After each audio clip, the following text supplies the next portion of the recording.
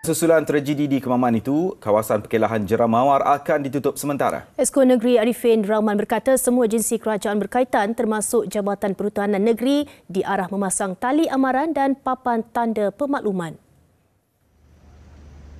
Tambah beliau, serentak itu juga kerajaan negeri akan mengaktifkan kembali Jawatankuasa Keselamatan Pelancong bagi memastikan pengunjung lebih peka terhadap isu keselamatan. Menurutnya, langkah keselamatan seperti pemasangan papan tanda amaran perlu diberi tumpuan di kawasan perkelahan dan rekreasi yang berisiko berlaku kepala air. Dah tubuh satu jawatankuasa pelancong keselamatan untuk pelancong untuk kita lihat sama ada pelancongan di pulau, pantai dan juga di pendalaman ataupun di tempat air terjun yang terutamanya isu kepala air. Kita dah ada satu jawatankuasa itu yang akan kita hidupkan, insya-Allah. Beliau ditemui selepas melawat keluarga mangsa lemas di pekarangan Jabatan Perubatan Forensik Hospital Sultanah Nur Zahirah, Kuala Terengganu.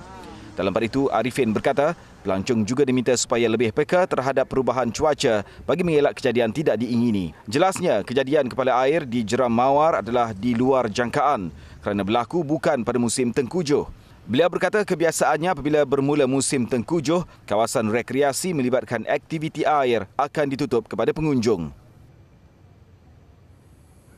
Sementara itu, penduduk kampung Air Putih yang ditemui menyifatkan tragedi berkenaan bencana terburuk yang pernah berlaku di kawasan mereka. Menurut penduduk, lokasi kejadian terkenal dalam kalangan kaki pancing.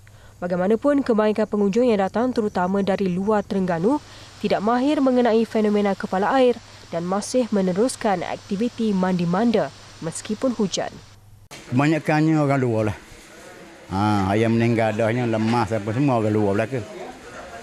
Jadi kebetulan orang kampung kita ni tidak kebetulan lah. Nak kena tu. Jadi kalau sebiar orang kampung bila dengan punya air kuat hujan tu dia orang larilah. Tapi buat masih orang luar-luar ni tidak indah. Belum ni dah nampak musim hujan dah.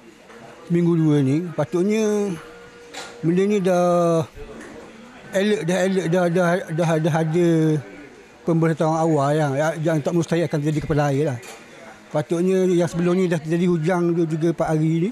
Sebelum nak terjadi masalah ni patutnya kena ada macam pemberitahuan awal ke. Dakwa penduduk lagi, sebelum ini pihak berkuasa sukar untuk mengenal pasti lokasi insiden, memandangkan pengunjung tidak memaklumkan kehadiran mereka ke kawasan itu.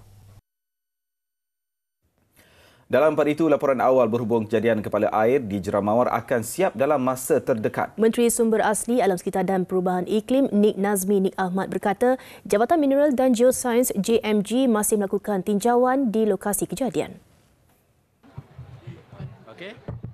Menurut beliau, selain itu pihaknya juga sedang menunggu laporan penuh hasil daripada siasatan polis. Spesifik tentang perkara tersebut, kita tunggu siapnya siasatan polis dan tinjauan dari pihak JMG lah.